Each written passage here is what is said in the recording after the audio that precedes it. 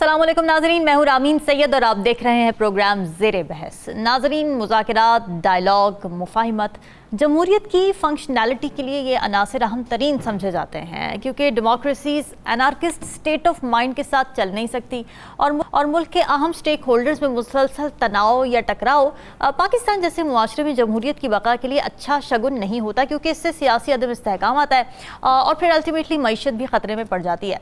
अब इस वक्त अगर करंट सिनेरियो की बात करें तो हुकूमत तो मुसलसल तहरीक इंसाफ को मुज़ाकरात की दावत दे रही है, मगर सुप्रीम कोर्ट ने भी मौजूदा सियासी हीट और डेडलॉक को भांपते हुए बानी तहरीक इंसाफ को बाकी जमातों के साथ बैठकर मामला हल करने का मशवरा दिया है। मगर इस मशवरे का कितना असर हुआ, इसके लिए बानी की ताज़ा स्टेटमेंट काफ़ी है, जिसमें उन्होंने ये फरमा दिया कि मुज़ाकरात सिर्फ उनसे करूँगा जिनके पास ताकत है, और हुकूमत के पास तो इस वक्त ताकत है ही नहीं।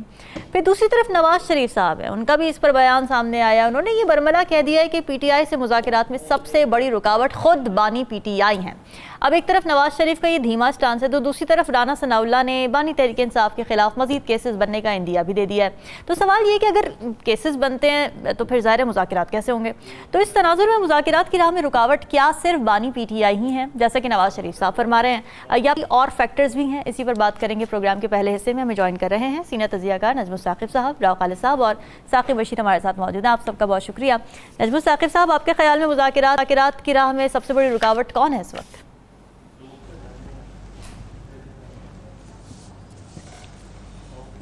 मेरे ख्याल में तो रामीन, मुज़ाकरात की राह में सबसे बड़ी रुकावट जो है वो मुज़ाकरात खुद हैं। वो कैसे? मैं ये बात क्यों कर रहा हूँ, आपने अभी थोड़ी देर में देख लेते हैं कि जब मुज़ाकरात की डायलॉग की बात आती है तो उसमें होता है जी कि आपका एक एजेंडा होता है, आपने किसी बात पे बात करनी होती है, तय होता है कि जी इस मौजू पे हम बात करेंगे। उस पे ख्वाहिशात होती हैं फरीकैन की। एक जो पार्टी है वो कहती है जी हमारा दिल ये चाहता है कि हम इस बात पे बात करें और उसमें हमारा मतमा नज़र और हमारा जो मकसद है वो ये है। दूसरी पार्टी भी इस तरह बयान करती है, फिर टेबल पे आके बैठते हैं। मुझे ज़रा बताइएगा कि खान साहब जो चाहते हैं, क्या उनमें से कोई एक चीज़ भी हुकूमत वक्त दे सकती है? मिसाल के तौर पे क्या बल्ला वापस दे सकती है? क्या उनका खोया हुआ मैंडेट जो उनके तई मैंडेट छीना गया है मिल सकता है वापस? क्या ये हुकूमत अपनी बिसात लपेट के घर जा सकती है? क्या इलेक्शन अगले महीने में अनाउंस हो सकते हैं? क्या उनकी रिहाई आज शाम को हो सकती है? ये वो बातें हैं जो खान साहब चाहते हैं, जिसका के नाम उन्होंने मुज़ाकरात रखा हुआ है। हुकूमत को देख लीजिए, उन्होंने मुज़ाकरात का नाम क्या रखा हुआ है। पहली बात तो ये है कि वो आराम सुकून से हुकूमत कर रहे हैं, कोई मसला मसाइल नहीं है। चीन भी जा रहे हैं और उसके बाद हो सकता है जापान भी जा रहे हैं और उसके बाद सऊदी अरेबिया भी जा रहे हैं। हालात ठीक चल रहे हैं, बजट भी आ जाएगा। ठीक है, उनको मुज़ाकरात की जरूरत ही नहीं। सही है। वो लगता ये है कि ऊपर से कहा गया कि मुज़ाकरात करें तो तब वो सोच रहे हैं मुज़ाकरात करने की, लेकिन साथ साथ कोई बात ऐसी कर जाते हैं। जिस तरह राना सनाउल्लाह साहब जो है वो कहते हैं कि जी नए केसेस खुल जाएंगे, लेकिन नवाज शरीफ कह रहे हैं कि रुकावट वो है। ठीक है, अब आते हैं इस्टेब्लिशमेंट की तरफ। इस्टेब्लिशमेंट का ये है कि वो तो पहले ही कह चुके हैं कि बाबा आपस के मसाइल है, आप यानी आपस में हल करें। आखिरी इस वक्त की जो सूरत हाल है वो ये है कि इस किस्म के मुज़ाकरात का ये मुझे लगता ये है कि पूरी अवाम को, पाकिस्तान की पूरी अवाम को ट्रक की बत्ती के पीछे लगाया हुआ है। मैं मुज़ाकरात करूंगा, सिर्फ उनसे करूंगा जिनके पास ताकत है। हम मुज़ाकरात नहीं करेंगे क्योंकि खान ने जो है वो माजी में भी ये कहा था कि वो इस किस्म की हमारी जो ऑफर है वो ठुकरा चुका है। एक ऐसी टकराव की सूरत हाल है जिसमें सिर्फ बयानबाजियां हो रही हैं। ठीक है, मुज़ाकरात करने के लिए सबसे पहले संजीदगी जाहिर करनी पड़ती है। दूसरा ये है कि आपको अपने मकसद का पता हो कि पूरा भी हो सकता है कि नहीं। लिहाजा मेरी बॉटम लाइन इस वक्त ये निकलती है कि PTI के मुज़ाकरात अब हुकूमत वक्त के साथ मुमकिन ही नहीं है, क्योंकि कोई एक चीज भी मुश्तरका चीज नहीं है। वो होता है ना, आप इतना आगे आए, मैं इतना पीछे आता हूं, चलें जी इस पे एग्री करते हैं। हुकूमत क्या चाहेगी? हुकूमत चाहेगी जितने आपके आजाद उम्मीदवार जो कि यानी आपकी पार्टी के आप समझते हैं, यानी सुन्नी इत्तेहाद वो जो भी है, उनके लोगों को कहें कि असेंबली में आए, बातें करें, गपशप लगाएं और हमारे साथ यानी आपका ख्याल है कि वो इनको यानी मिनिस्ट्रियां ऑफर करेंगे। तो हुकूमत वक्त का तो एक यानी कोई ऐसा मसला नहीं है, लिहाजा मुज़ाकरात होते हुए नजर नहीं आ रहे। ठीक है, और इस किस्म के मुज़ाकरात जिसमें इतने हार्ड कोर किस्म के सॉलिड किस्म के मसले मसाइल हों कि इलेक्शन दोबारा कब होने हैं, रिहाई होनी है नहीं होनी, कब होनी है, अदालतें भी आती हैं। और याद रहे कि सुप्रीम कोर्ट ने भी मशवरा दिया है खान साहब को कि मुज़ाकरात करें। अब मुझे हैरानी इस बात की हो रही है, सारे मुज़ाकरात का लफ्ज़ इस्तेमाल कर रहे हैं, कोई संजीदगी से डिटेल में बता नहीं रहा मुज़ाकरात किस चीज के बारे में, ठीक है, मुज़ाकरात किसके साथ। तो मैं तो यही कहूंगा कि अवाम को आपने ट्रक की बत्ती के पीछे लगाया हुआ है, खाते पूरे कर रहे हैं आप लोग, और समझ में आने वाली कोई चीज ऐसी है ही नहीं। मेरे जैसा बंदा जिसने सारी जिंदगी मुज़ाकरात किए हैं दूसरे मुल्कों वालों के साथ, मुझे अच्छी तरह से पता है भाई पहले से सेट होती है चीजें, आप तय करते हैं।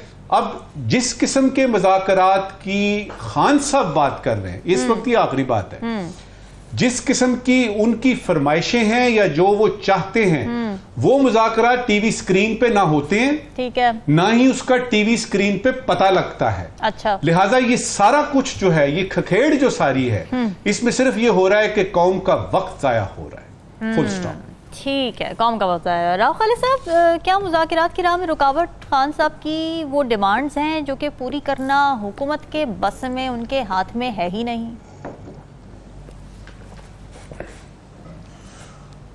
खान साहब की जो डिमांड है वो क्या है बुनियादी तौर पे हम देख लेते हैं। वो कहते हैं 9 मई का जुडिशल कमीशन बनाएं। ठीक। वो कहते हैं सुप्रीम कोर्ट जो है वो इंतखाबात के हवाले से जो है या वैसे अदरवाइज उस पर वो कह रहे हैं जी तहकीकात और जुडिशल कमीशन और सारा उस पर फेयरनेस का जो है वो किया जाए।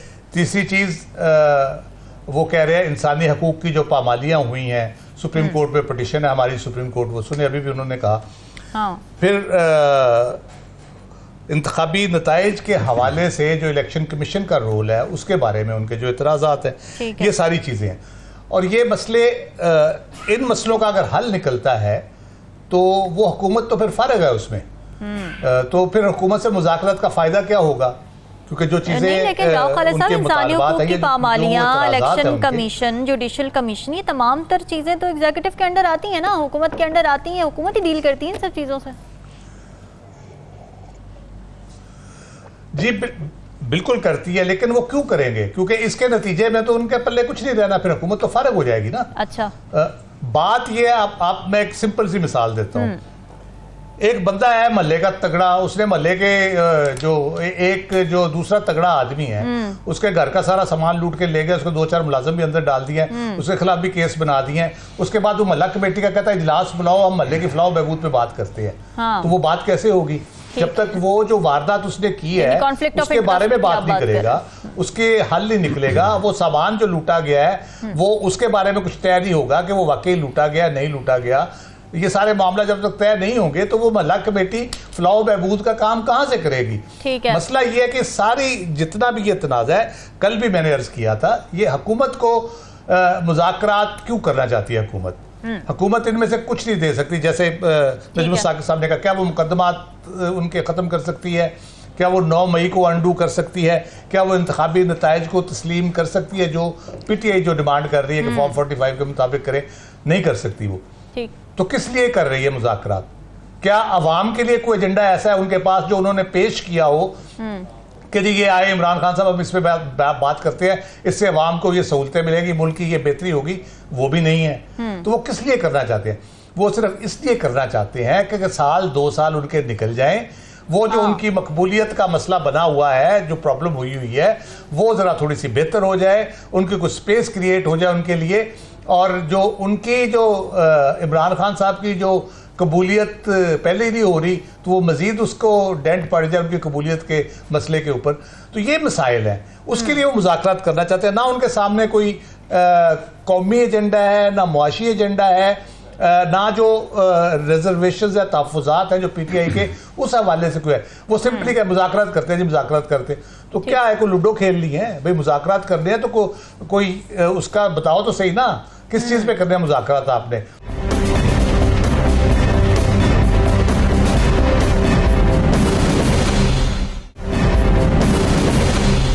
राव खालिद साहब, अब ये भी मसला है ना कि नवाज शरीफ साहब का स्टांस, अभी मैं देख रही थी उनकी स्टेटमेंट भी, वो ये कह रहे हैं कि हम तो भाई गए उनके पास, बनी गाला भी गए थे, लेकिन उसके बाद उन्होंने हमारी पीठ पे छुरा घोंप दिया फिर उसके बाद अभी भी हम कोशिश कर रहे हैं वो हमारे साथ मुज़ाकरात करें। एक तरफ ये थोड़ा सा धीमा स्टांस नज़र आ रहा है नवाज शरीफ साहब का, लेकिन दूसरी तरफ राना सनाउल्लाह साहब कह रहे हैं कि केसेस बनने जा रहे हैं। तो अब केसेस बनेंगे तो फिर मुज़ाकरात कैसे होंगे?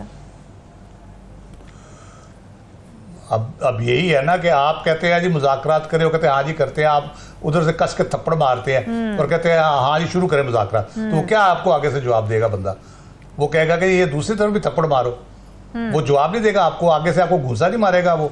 और फिर उसको पता है कि आपकी गवर्नमेंट नहीं चल पा रही, आप नहीं, कोई एजेंडा भी नहीं है आपके पास, कोई रोड मैप नहीं है, इंटरनेशनली जो आप कोशिश कर रहे हैं वो भी आपसे नहीं हो पा रहा, तो वो क्यों आपको स्पेस देगा सियासत में? वो क्यों इतना आपको लीवे देगा कि आप आराम से 2, 2.5 साल 3 साल निकालें और उसके बाद फिर मजीद केसेस में सजा दे के उसको 10 साल और अंदर रखे? तो क्यों देगा? ये टाइम है इमरान खान के पास, तो यही टाइम है कि वो प्रेशर जो बिल्ड हो रहा है उसके नतीजे में उसको रिलीफ मिल रहा है, उसको नजर आ रहा है मुझे रिलीफ मिल रहा है। और कल भी मैंने कहा कि उसको लग रहा है कि मेरे साथ जितना ये करते जा रहे हैं मेरी तो मकबूलियत बढ़ती जा रही है, इलेक्शन जब भी होंगे तो मैं और ज्यादा सीटें जीत जाऊंगा। तो कब तक आप उन रिजल्ट को चेंज करते रहेंगे? कब तक आप इस तरह से धौंस धांधली से मामला को चलाते रहेंगे? मुल्क है ये कोई मजाक नहीं है, दुनिया देख रही है आपको, दुनिया का फोकस है आपके ऊपर, और दुनिया में अजीबोगरीब वहां पे इंटरनेशनली अभी अमेरिका में किस किस्म के सवालात हो रहे हैं वहां प्रेस ब्रीफिंग में, तो मजाक बन रहा है आपका। तो आपको मामलात को ठीक करने की जरूरत है। मैंने 2 हफ्ते पहले कहा था नए इंतखाबात के अलावा कोई हल नहीं है, अगर आपने मुज़ाकरात करने हैं तो नए इंतखाबात के हवाले से रिफॉर्म्स, इलेक्टोरल रिफॉर्म्स प्लस नए इलेक्शन कब आपने कराने हैं उस पे आप जाएंगे तो ये मामला हल होगा, वरना ये सारी चीजें आप करते हैं मुल्क की। अब बात यह कि जो हुकूमत है और जो मुल्क है वो मामलात में मुल्की और गैर मुल्की जो ताकतवर लोग हैं उनका मरहून है मिन्नत, उनका दस्तनिगर है। जब तक उनकी आशीर्वाद नहीं होगी, उनकी हाँ नहीं होगी, उनकी विलिंगनेस नहीं होगी, ये मामलात मुज़ाकरात वाला आगे बढ़ ही नहीं सकता, और बगैर एजेंडे के तो बिल्कुल ही नहीं बढ़ सकता। बिल्कुल ठीक है जी। साकिब, किसकी विलिंगनेस है, किसकी विलिंगनेस नहीं है मुज़ाकरात में? आपको क्या लगता है कौन रुकावट है? वैसे तो हुकूमत सबसे ज़्यादा दावे करती है कि वो तैयार हैं, वो करना चाहते हैं, मुज़ाकरात की दावत दे रहे हैं, उनके मुख्तलिफ लीडरशिप बात करती है, लेकिन अमली तौर पर ग्राउंड पे वो क्या कर रहे हैं उसका अगर हम जायज़ा लें तो मेरा ख्याल है कुछ भी नहीं कर रहे, बल्कि वो तो मुज़ाकरात से इनकारी आप ये कह सकते हैं कि जिस तरह हमारे पैनल ने बात की, मैं बिल्कुल इत्तेफाक करता हूँ कि क्या ये मैंडेट वापस दे सकते हैं, नहीं दे सकते? क्या 9 मई पे वो जुडिशल कमीशन की जिस तरह उनकी है कि जुडिशल कमीशन बनाएं तो ये बनाएंगे, नहीं बनाएंगे? इसके अलावा भी जितने मामलात हैं, लेकिन अमली तौर पर देखें जो हुकूमत वक्त है वो क्या कर रही है। पंजाब हुकूमत ने उनके खिलाफ कैबिनेट ने ये मंजूरी दी कि एक नया केस बनाया जाएगा, यहाँ पे नैब ने एक तोशाखाना का एक नया केस उनके खिलाफ बनाया। फिर जो वफाकी हुकूमत है उसने क्या किया है? वफाकी हुकूमत आई 2023 में, जब PDM की हुकूमत थी तो उस वक्त उन्होंने 2 जो है वो तरामीम की, क्योंकि वो नैब की जो पॉलिटिकल इंजीनियरिंग है उसको माजी में खुद भुगत चुके थे, उन्होंने नैब तरामीम की।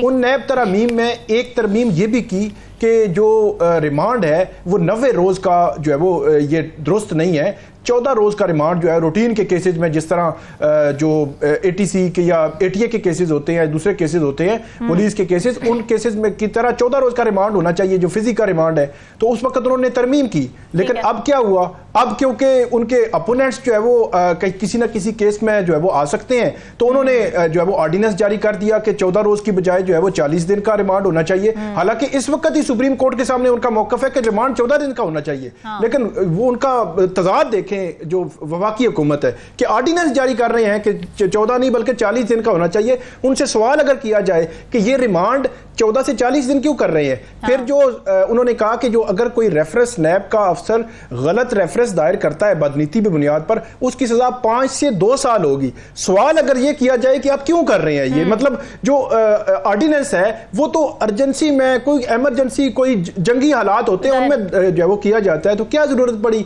तो ये अमली इकदाम है। और दूसरा इलेक्शन जो मैंडेट चोरी की बात हो रही है, वो हुकूमत वक्त उसको सपोर्ट करने की बजाय वो इस तगदो में है कि कहीं फॉर्म 45 ना खुल जाए।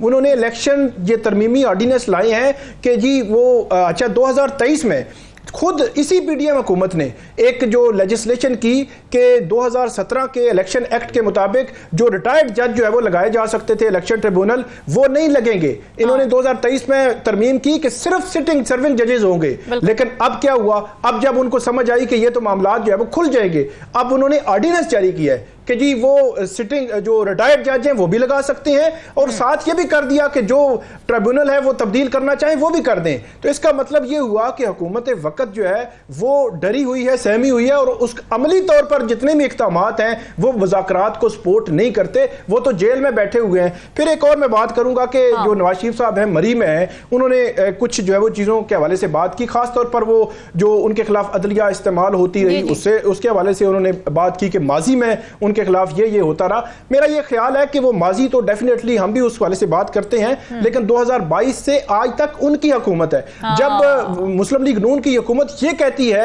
कि उन्होंने अपने मुखालिफिन के खिलाफ कुछ नहीं किया, इंतकाम उनके अंदर नहीं है, मैं जो है वो इस चीज को जो है वो समझता हूं ये दुरुस्त नहीं है।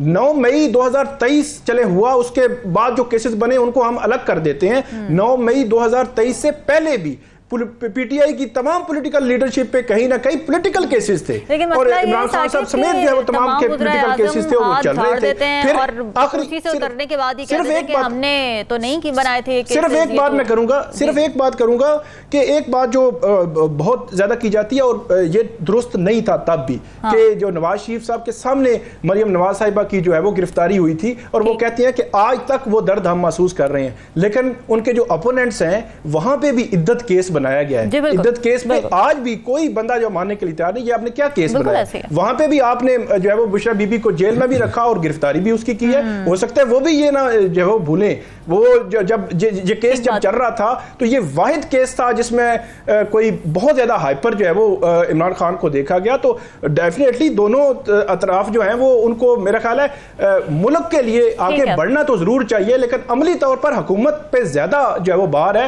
हुकूमत को अमली तौर पर कोई इक़दामात करने चाहिए, अमली इक़दामात किसी तरह भी उनके मुज़ाकरात होते नजर नहीं आ रहे, और बज़ाहिर ये लग रहा है अगर इस तरह की हुकूमत के पास ऑफर करने को कुछ नजर आ नहीं रहा है, क्योंकि जो मुतालिबात हैं वो हुकूमत के मफादात से टकराव में नजर आते हैं। अपोजिशन और सहाफ़ती तंजीमों के तहफ़्फ़ुज़ात और एहतजाज के बावजूद सूबाई हुकूमत का पेश करदा हद तक इज़्ज़त बिल 2024 मंजूर कर लिया गया है, जो अब बाकायदा कानून की सूरत इख्तियार कर चुका है, क्योंकि आज इस पर कायम मकाम गवर्नर पंजाब मलिक अहमद खान ने दस्तखत कर दिए हैं। ये मामला पंजाब असेंबली से होता हुआ जब गवर्नर पंजाब सरदार सलीम के पास पहुंचा था, तो उन्होंने तमाम स्टेक होल्डर्स, मीडिया नुमाइंदगान के तहफ़्फ़ुज़ात को देखते हुए ये इम्कान जाहिर किया था कि शायद वो ये बिल नज़र सानी के लिए वापस भिजवा दें, मगर आज नज़र सानी के बगैर और मीडिया के तहफ़्फ़ुज़ात यकसर इग्नोर करते हुए ये बिल कानून बन चुका है। अब ये कानून लाहौर हाई कोर्ट में चैलेंज तो कर दिया गया है। इस बिल को फ्रीडम ऑफ मीडिया के लिए तशवीशनाक समझा जा रहा है, और इस पर तनकीद ये हो रही है कि ये हुकूमत की शायद तनकीद से बचने की एक कोशिश है। फिर ये भी कहा जा रहा है कि सहाफ़ती तंजीमों की नुमाइंदगान को एतमाद में नहीं लिया गया। ये पॉइंट भी अहम है कि हद तक इज़्ज़त के कवानीन पहले ही से मौजूद हैं, तो फिर नए क्यों बनाए जा रहे हैं। फिर एक और ओपिनियन ये भी सामने आ रही है कि डिजिटल या सोशल मीडिया को कंट्रोल करने के नाम पर सहाफ़ियों को दबाव में लाने की कोशिश की जा रही है, क्योंकि वैसे तो ये बिल डिसइंफॉर्मेशन को डिस्करेज करने के लिए है, मगर पाकिस्तान में ऐसे कवानीन कैसे और कब सेंसरशिप में तब्दील हो जाते हैं, इस बात की तारीख गवाह है। राव खालिद साहब, बड़ा सिंपल सा मेरा सवाल है, ये एंटी डिसइंफॉर्मेशन बिल है या फिर एंटी फ्री प्रेस?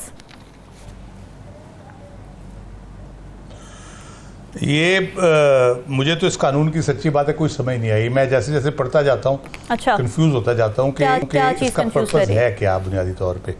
जो फौरी तौर पे इसका मकसद नज़र आता है, जैसे ये बिल पेश हुआ उसके फ़ौरन बाद पंजाब कैबिनेट बैठी और उन्होंने कोई इमरान खान साहब के खिलाफ कोई केस बनाने की बात की और चीज़ें इसे करके जिस तरह किया गया, तो लगता है फौरी वजह तो इसकी ये है कि कोई इमरान खान साहब को घेरना है।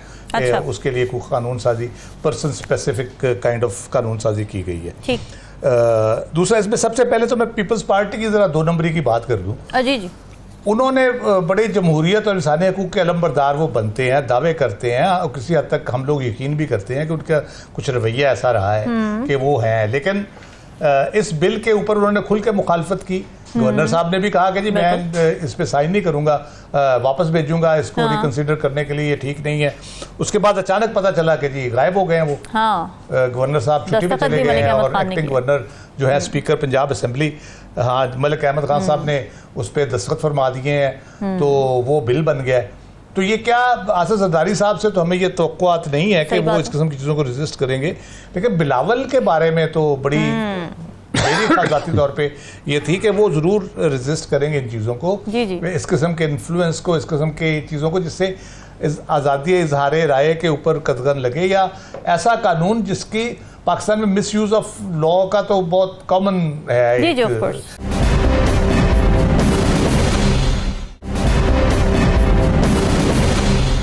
जो प्रॉब्लम सबसे बड़ी है, हाँ। तो उनको ये भी पता है कि मिस यूज़ इसका हो सकता है, वो खुद भी इसकी जद में आ सकते हैं। और हमारे यहाँ जिस किस्म की गुफ्तगू होती है, जिस किस्म की बात की जाती है, आप यानी आम शख्स की गुफ्तगू से लेके मसाजिद के खुतबात और उसके बाद हम पार्लियामेंट की तकरीरें, उसमें जिस किस्म की हम कह ले के एतराज़ करते हैं, जिस किस्म के हम इल्ज़ामात लगाते हैं एक दूसरे के ऊपर, और जिस किस्म की बातें करते हैं, तो मेरा ख्याल है आधा पाकिस्तान तो जेलों में होगा अगर इसके बिल के एन लेटेंट स्पिरिट पे आप चले। अच्छा। लेकिन मेरा नहीं ख्याल कि इसके लेटेंट स्पिरिट पे चलेंगे, कुछ मखसूस टारगेट किलिंग होगी इसके साथ, जो भी होगा। ठीक है जी एग्जैक्टली। हाँ। उसके बाद इसका दूसरा जो फ़ायदा होगा वो ट्रिब्यूनल की तश्कील जो है वो माशाल्लाह बड़े ज़बरदस्त, मेरी उम्र के लोगों को बड़ा फ़ायदा होगा, क्योंकि अच्छा। 70 साल तक रिटायरमेंट एज कर दी है इसमें।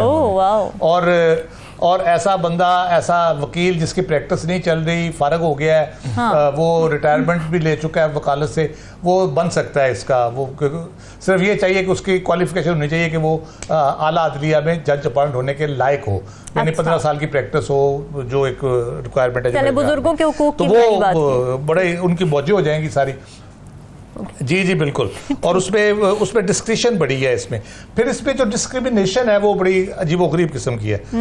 कुछ तो कॉन्स्टिट्यूशनल ओहदे हैं जिनको ऑलरेडी आइन में तहफ़्फ़ुज़ है, उनके बारे में आप फ्लोर ऑफ द पार्लियामेंट में भी बात नहीं कर सकते, लेकिन लोग करते हैं फ्लोर ऑफ द पार्लियामेंट के ऊपर उनके बारे में, वो तो कॉन्स्टिट्यूशनल ओहदे अपनी जगह पे। लेकिन उसमें और भी बहुत सी मुकद्दस हस्तियां शामिल कर दी गई हैं, जैसे लीडर ऑफ द अपोजिशन भी आ गया है, प्राइम मिनिस्टर भी आ गया है। अब प्राइम मिनिस्टर जवाब दे अवाम को, एग्जैक्टली, क्योंकि अवाम कोई भी तकलीफ पे इंडिविजुअल भी हो सकता है, ग्रुप भी हो सकते हैं, जी वो जवाब दे, उन पे बात होगी, तनकीद होगी, जायज़ नाजायज़ हर किस्म की तनकीद होती है, दुनिया भर में होती है, किस किस्म की बातें नहीं की जाती उनके बारे में। तो वो सारे वो फिर ये मुकद्दस हस्तियां अगर करार पा जाएंगी तो फिर किस तरह से मामला चलेंगे, ये सारे आगे।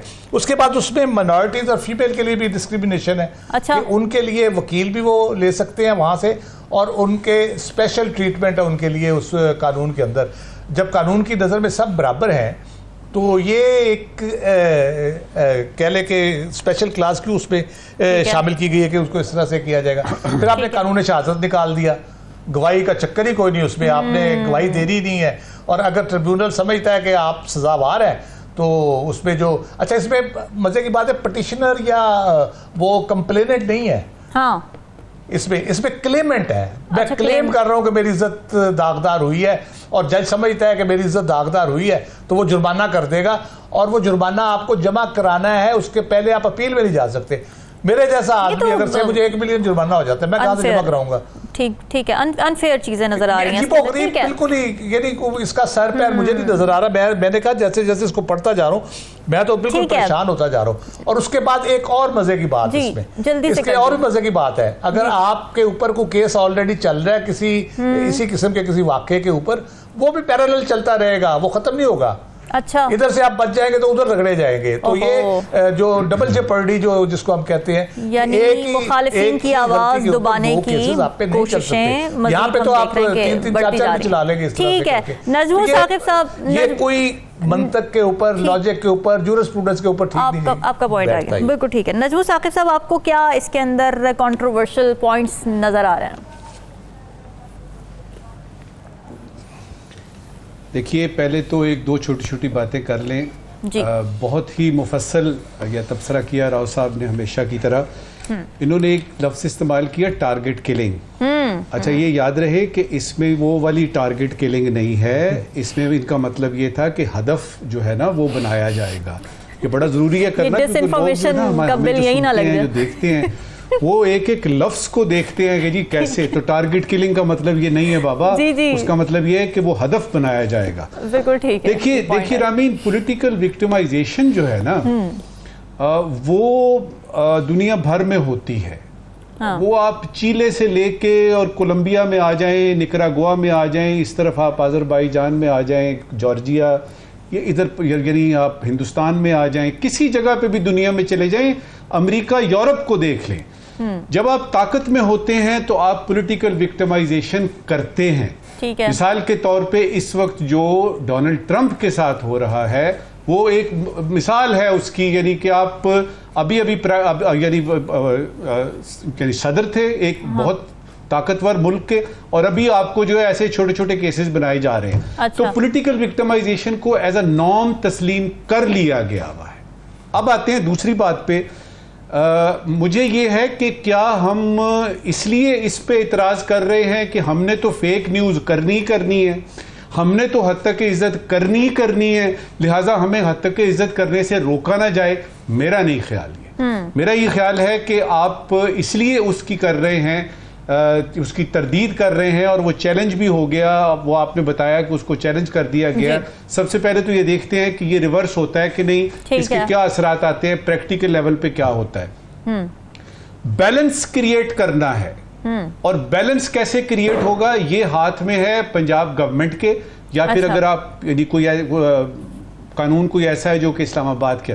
बैलेंस क्रिएट करने का ये मतलब नहीं है कि आप अपनी मर्जी की जो है ना शिकें डाल लें और आपके सामने हदफ हो बाकायदा तौर पे कि इनको टारगेट करना है। सही। बैलेंस का मतलब यह है कि आप थोड़ा सा बीच में रखें कि गुंजाइश ये तो रखें कि मैं अपनी बात तो कर सकूं कि बाबा मैंने तो ये बात की ही नहीं। अब ये है कि एक तरफ हुकूमत मुझे नजर आ रही है पंजाब की, दूसरी तरफ मुझे मेरे सहाफ़ी बरादरान और बहनें नजर आ रही हैं, और तीसरी तरफ मुझे वो इंसाफ के अलमबरदार लोग नजर आ रहे हैं जो कि एक एक चीज में मिन-मेख निकालते हैं। मेरा सिर्फ एक है कि खुदा के लिए इतना ज्यादा ना कीजिए, इस इंसाफ के लफ्ज को इतना यानी मलगूबा ना बनाइए कि इंसाफ के लफ्ज से ही एतबार उठ जाए। और फिर उसके बाद ये है कि कवानीन मौजूद थे, 2002 का डेफिमेशन आपके पास मौजूद है, पिका मौजूद है, उस पर अमल दरामद कीजिए। नए कवानीन ले आए हैं ना। अब सिर्फ गुजारिश आपसे ये है कि अगर ये चैलेंज हुआ है और ये अगर आपको वापस नहीं लेना पड़ता या इसकी कुछ शिकें चेंज नहीं करते, तो अमल दरामद करते हुए जरा थोड़ा सा खौफे खुदा भी सामने रखिएगा कि हम सब ने मर भी जाना है और आगे जाके हिसाब भी देना है। बिल्कुल। और मरना तो खैर दूर की बात है, लेकिन यही बात है कि ये सारे कानून जो बनाए जाते हैं ये वापस काटने को आते हैं जब ये लोग इक़्तिदार से उतरते हैं, सबक नहीं सीखते। साकिब, मीडिया की आवाज़ तो बाद में पता नहीं दबाई जाए या ना दबाई जाए इस बिल के बाद, लेकिन इस बिल पर उठने वाली आवाज़ें ज़रूर अनसुनी कर दी गई। मुख्तलिफ सहाफ़ती तंजीमें आवाज़ उठाती रहीं, एक नहीं सुनी गई, स्टेक होल्डर्स की कोई ना बात मानी गई, ना उनकी तजावीज़ ली गई, और बिल पर दस्तखत हो गया।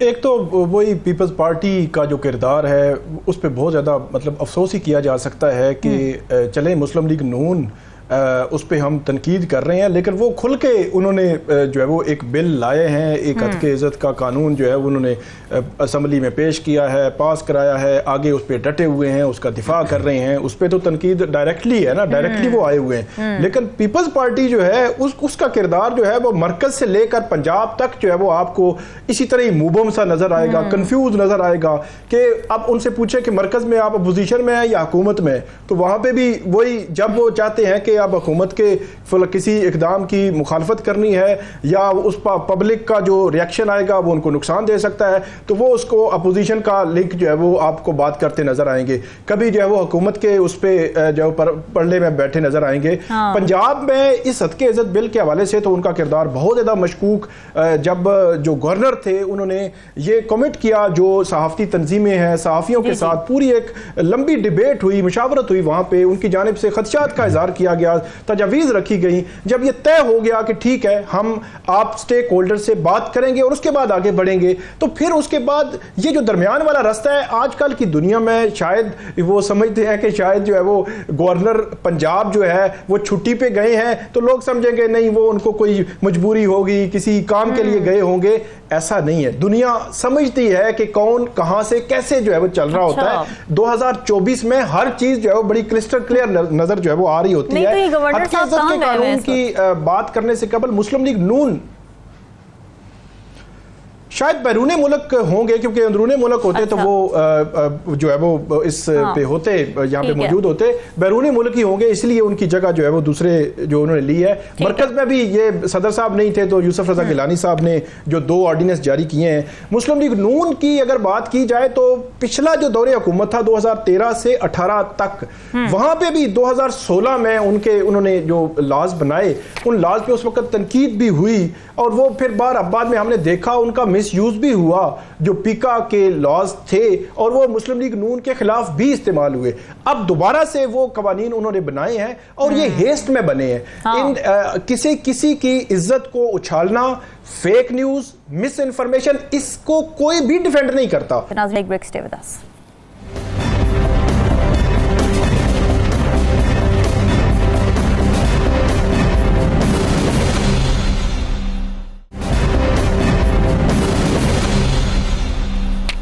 वेलकम बैक जी। वज़ीर-ए-आज़म शहबाज शरीफ चीन के दौरे पर हैं और अपने चीनी हम मनसब से उन्होंने मुलाकात भी की है, जिसमें दोनों रहनुमाओं ने अहम मामलात पर एक दूसरे को गैर मुतज़लज़ल हिमायत का यकीन दिलाया है, जबकि दोनों ममालिक के दरमियान 23 मुफ़ाहमती याददाश्तों और माहिदों पर भी दस्तखत किए गए हैं।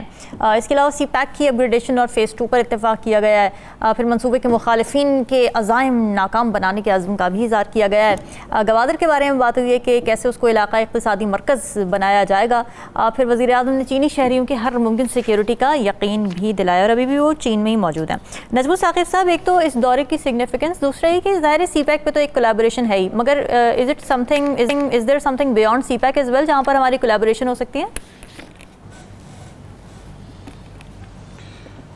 देखिए, ये तो कहने की बात ही नहीं है। आपका ये सवाल बहुत अहम है, क्योंकि पिछले कुछ बरस से मैं ये देख रहा हूँ कि पाक चीन दोस्ती को सिर्फ और सिर्फ CPEC के एंगल से देखा जाता है। देखिए, पाक चीन दोस्ती के बहुत सारे जो है ना वो पहलू हैं, और उसमें सियासी भी हैं, स्ट्रेटेजिक भी हैं, अस्करी भी हैं। उसमें आपके यूनाइटेड नेशंस में आपको वो साथ देता है। फैटफ तक आप नाम लीजिए तो चीन आपका वहाँ मौजूद है और आपके साथ है। तो सिर्फ ये कहना कि जी CPEC है और गवादर है और ये है, ये मैं पिछले कुछ बरसों से देख रहा हूँ। तो सबसे पहले तो हमने ये देखना है कि इस पूरी दुनिया में ये जितने भी 190-192 ममालिक हैं ना, अगर किसी एक मुल्क ने आपका खड़े होकर साथ दिया है, उसूली तौर पे आपके उसूली मौक़िफ़ को उसको अपनाया भी है और उसका साथ भी दिया है, तो वो चीन है। लिहाजा जब चीन के बारे में बात करते हैं तो ज़रा ध्यान से बात करनी चाहिए। हमारे यहाँ होता है किसी को पता कुछ है नहीं, वो आम ऐसे ही खामखा बातें शुरू हो जाती हैं। अच्छा। देखिए, ये दौरा बड़ा अहम ऑफ कोर्स, और उसमें जो सबसे ज़्यादा ज़रूरी चीज़ है, उसमें जो टॉप यानी मोस्ट था, उसमें यही था कि रोल ओवर करने की बात है। जो आपने कर्जा दिया हुआ है वो तो यानी इंशाल्लाह हो जाएगा, और वो हमें चीन से तो उम्मीद होती है कि वो ये कर देगा। दूसरा, CPEC को अपग्रेड करने की बात की गई है। तो इस सिलसिले में 2 बातें मैं करना चाहूँगा। अपग्रेड करने की बात की गई है और दोनों फरीकैन ने इस पे माना है, लेकिन ये है कि फेज़ 1 में जो हमसे गलतियां हुई उनका हमें अजाला करना है और वो दोहरानी नहीं है। फेज़ 2 में जो है वो हमने जो अपनी कमिटमेंट्स की हैं वो करनी हैं, और उनके जो वर्कर्स इधर हैं, इंजीनियर्स इधर हैं, उनकी हिफाजत करनी है। और इस चीज़ को डिप्लोमेटिक लैंग्वेज में चाइना ने आपको बताया है। उन्होंने कहा है कि ये अगर आप अपग्रेड कर रहे हैं, और CPEC के बारे में तो 3 लफ्ज़ उन्होंने इस्तेमाल किए हैं, इसकी गारंटी देनी पड़ेगी पाकिस्तान को। सबसे पहले ये है कि सेफ हो, माहौल सेफ हो, स्टेबल हो और प्रिडिक्टेबल हो। इसका मतलब ये है कि आपने अपनी कमिटमेंट्स पूरी करनी है, हमारे बंदों को आपने सिक्योरिटी फराहम करनी है, और सेफ्टी जो है ना वो पहले आएगी। अच्छा, ये चीज़ हम उजागर नहीं कर रहे, इसको भी उजागर करने की ज़रूरत है, क्योंकि इसी में ही फॉरेन ऑफिस का और हमारे अस्करी इदारों का और हमारे ये जो सिक्योरिटी प्रोवाइड करते हैं इन इदारों का, या हमारी हुकूमत का जो होमवर्क निकलता है, वो इन 3 लफ्ज़ों में है जो मैंने आपको बता दिया। दूसरी बात ये है कि जो 23 मुआहिदों की आपने बात की है, चाइना पाकिस्तान का जो अगर आप देखें ना कि कितने उन्होंने मुआहदे आज तक साइन किए हैं, कितने एग्रीमेंट्स, MOUs दुनिया में, इतने किसी एक मुल्क के साथ इससे ज्यादा नहीं हुए, सैकड़ों में तादाद है। ठीक है, मेरा सवाल ये है कि आपने 23 इस दफा किए हैं, वो जो सैकड़ों पीछे हुए हैं उनकी कोई इंप्लीमेंटेशन का कोई पूछ रहा है? इनकी तो इम्प्लीमेंटेशन पता नहीं होगी कि नहीं, वो जो आपने सैकड़ों कर रखे हैं उसका क्या करना है। तो ये 2 पॉइंट आपके लिए छोड़े जा रहा हूं पाक चीन दोस्ती के बारे में, और वहां से आपको अच्छी खबरें आ रही हैं, आती रहेंगी, लेकिन इतना ज्यादा फॉर ग्रांटेड ना लीजिए, क्योंकि जो 2 मुल्कों की दोस्ती होती है वो ऐसी नहीं होती जिस तरह मेरी और राव साहब की है कि जी मैंने अगर कुछ भी नहीं किया तो राव साहब चूंकि दोस्त हैं तो वो मेरे लिए कर लेंगे। नेशनल इंटरेस्ट एक चीज होती है, तो जब तक आप चाइना के नेशनल इंटरेस्ट का सेफ गार्ड करते रहेंगे, उसके मुताबिक चलते रहेंगे, चाइना आपके साथ है। तो वो स्टेज अल्लाह ना करे आए, मुझे आती हुई नजर भी नहीं आ रही, लेकिन थोड़ा सा जरा कॉशियस होकर हमने देखना है कि अब वक्त आ गया है कि आप जो कमिटमेंट उसके साथ करते हैं अंदर से भी वही हो, बाहर से भी वही हो, और ये जो मुआहदे आपने 23 किए हैं इनको भी इम्प्लीमेंटेशन करवाइए। इससे पहले जो हो सकते हैं जरा फाइलों से निकालें तो सही, देखें तो सही कितना कुछ आप ऑलरेडी एग्री कर चुके हैं, इम्प्लीमेंटेशन नहीं है। और सेफ्टी, स्टेबिलिटी, और उसके बाद तीसरा है प्रेडिक्टेबिलिटी, ये 3 चीजें उन्होंने बताई हैं, इस पे हमने काम करना है। ठीक है। राव खालिद साहब, मैं स्टेटमेंट देख रही थी शहबाज शरीफ साहब की, वो कह रहे थे कि चीन की मुख्तसर मुद्दत में तेज़ रफ्तार तरक्की हमारे लिए एक मशअल राह है। अब अगर हम सिस्टम की थोड़ा सा कंपैरिजन करें, जो तर्ज हुक्मरानी है चाइना में, हम उसमें से क्या कुछ अडॉप्ट कर सकते हैं, क्या ऐसे कैरेक्टरिस्टिक्स हैं जो हमें सूट भी करेंगे, क्योंकि वाज़ेह फ़र्क है दोनों स्टेट्स में। ज़ाहिर है चाइना जो है वो एक अथॉरिटेरियन स्टेट है, सोशलिस्ट मार्केट इकॉनमी है वहाँ पे, हम डेमोक्रेसी है या मिक्सचर है, थोड़ा ज़ाहिर है हाइब्रिड हम कह देते हैं इसको, दूसरा है कि कैपिटलिस्ट सिस्टम है। तो क्या कुछ चीज़ें हम अडॉप्ट कर सकते हैं चाइना की तर्ज पर, हम अगर जाना चाह रहे हैं इकॉनमी के लिहाज से? देखिए, बाकी चीज़ें अपनी जगह पे ज़ाहिर है फ़र्क है, बहुत बुनियादी फ़र्क है हमारे सिस्टम और गवर्नेंस में। जिस तरह से वहाँ पे होता है, तो वो वहाँ पे तो करप्शन पे अगर कोई बंदा पकड़ा जाए तो उसको चौक पे क्रेन पे लटका देते हैं और हफ्ता लाश लटकी रहती है उसकी। तो हम तो फांसी की सज़ा के ऊपर यूरोपीय यूनियन ने हम पे इतनी दबाव डाला था, हम जेल के अंदर फांसी नहीं दे सकते। तो ये इस तरह के इक़दाम आप जब करेंगे तो वो उस तरह से एक्सेप्टेबल होगी मुहज़्ज़ब दुनिया में, और जो होता है ऑब्वियसली उसके चीज़ें हम जो अपना सकते हैं उनका वो है कि जो जाँ फशानी से जिस तरह से उन्होंने अपने आप को डेवलप किया, जिस तरह से उन्होंने अपने आप को दुनिया में की सारी अमेरिका जैसी ताकत की मुखालफत के बावजूद और मुख्तलिफ प्रेशर्स के बावजूद उन्होंने अपने आप को बड़े सस्टेनेबल तरीके से ग्रो किया उन्होंने, और इस वक्त दुनिया की बहुत बड़ी इकॉनमी वो बन चुकी है। ट्रिलियंस ऑफ डॉलर का मकरूज़ अमेरिका उनका, और इसी तरह से दुनिया में वो बहुत से प्रोजेक्ट कर रहे हैं, 1 रोड 1 बेल्ट के नाम पे कोई 46 मुल्कों में ऑलमोस्ट वो प्रोजेक्ट कर रहे हैं। ट्रेड उनकी जो दुनिया में हो रही है उस हवाले से इंडस्ट्री में जो उनकी ग्रोथ है, उनकी IT में जो ग्रोथ है, 5G का आप देख लें जो नया उनका आ रहा है जी, हर शोबे में उन्होंने तरक्की की है और बेमिसाल तरक्की की है, इसमें कोई शक नहीं है। तो उसमें लीडरशिप की कमिटमेंट प्लस उनकी प्लानिंग और उसके बाद उसकी इम्प्लीमेंटेशन जो है उनकी कौम ने उसमें बड़ा कंट्रीब्यूट किया है, जिसकी वजह से तो ये हम यही चीज़ें लैक करते हैं बुनियादी तौर पे। हमारे लिए रोल मॉडल है, यकीनन शबाशी साहब ठीक कह रहे हैं, हम 50 साल पहले हम रोल मॉडल थे चाइना और कोरिया के लिए। वो हमें देखते थे, हम ग्रो कर रहे हैं, हम तरक्की कर रहे हैं, किस तरह से चल रहे हैं, तो हमें क्या हुआ, तो हम कहाँ से कहाँ पहुँच गए। तो ये बुनियादी तौर पे ये चीज़ें देखने की हैं, इंट्रोस्पेक्शन की ज़रूरत है जो हमने 70 साल में नहीं की, और मुझे कोई मुस्तकबिल करीब में चांस भी नहीं लग रहा कि हम इंट्रोस्पेक्शन करेंगे। हम इन्हीं लड़ाइयों में पड़े रहेंगे जो पहले भी सियासी लड़ाइयाँ, मार धाड़ जो चलती रहती है, या लूट मार जो सरकारी खजाने की होती है, उस पे हम लगे रहेंगे। शहबाज शरीफ साहब खुद इस बात को एडमिट कर चुके हैं कि हमारे पास जो ब्यूरोक्रेट्स हैं और बाकी है वो सेट ऑफ जो ब्यूरोक्रेट्स हैं वो इस काबिल नहीं है कि वो अच्छी प्लानिंग कर सके, अच्छी चीज़ें बना सके, इसलिए उन्होंने बाहर से हायर करने का मंसूबा बनाया। 70 साल बाद हमें ये पता चला है कि हमारा तो हम वैसे ही इनएफिशिएंट एज गवर्नमेंट मॉडल है वो भी इनएफिशिएंट है। जहाँ तक CPEC की बात है, CPEC का फेज़ 1 में हमने बहुत सी गलतियाँ की हैं। अच्छा। और हमने कोई बड़ा ही पूरली डिज़ाइन किया, उसको सारी चीज़ें ली, और जो हमने लोन लिए वो ऐसी चीज़ों के लिए जिससे प्रोडक्टिविटी नहीं थी, कोई प्रॉफिट नहीं आप कमा रहे थे। उल्टा आपको मतलब ऑरेंज लाइन ट्रेन के ऊपर, मेट्रो के ऊपर, IPPs के ऊपर उल्टा आपको देना पड़ रहा है और आप कर्ज में फंस गए हैं, उसके रीपे जो आपका पे बैक का मसला है वो बहुत ज़्यादा सीरियस हो गया है। अभी जो है बुनियादी तौर पे जो विजिट था उसमें आपके 100 बिजनेसमैन साथ गए हुए थे। ये B2B का एक था जिसमें कॉन्फ्रेंस भी हुई, 500 चाइनीज कंपनीज थी, 100 पाकिस्तानी एंटरप्रेन्योर्स थे, उनके दरमियान 32 MOU साइन हुए हैं। तो उसके इम्प्लीमेंटेशन कैसे होगी? क्या यहाँ पे वो बिजनेस एनवायरनमेंट है, ईज ऑफ डूइंग बिजनेस है, वो चीजें हैं कि हम उनको अट्रैक्ट कर सके, उसके लिए हमें बहुत मेहनत करनी होगी। ठीक है, आपका पॉइंट आ गया। साकिब, आपको क्या लगता है, एक तो ये कि चाइनीज मॉडल से हम किस तरह मुस्तफीद हो सकते हैं, फिर ये जो दौरा इस वक्त कर रहे हैं शहबाज शरीफ साहब, इसके फौरन बाद बजट आने वाला है, क्या रेलेवेंस देख रहे हैं आप इन दोनों की?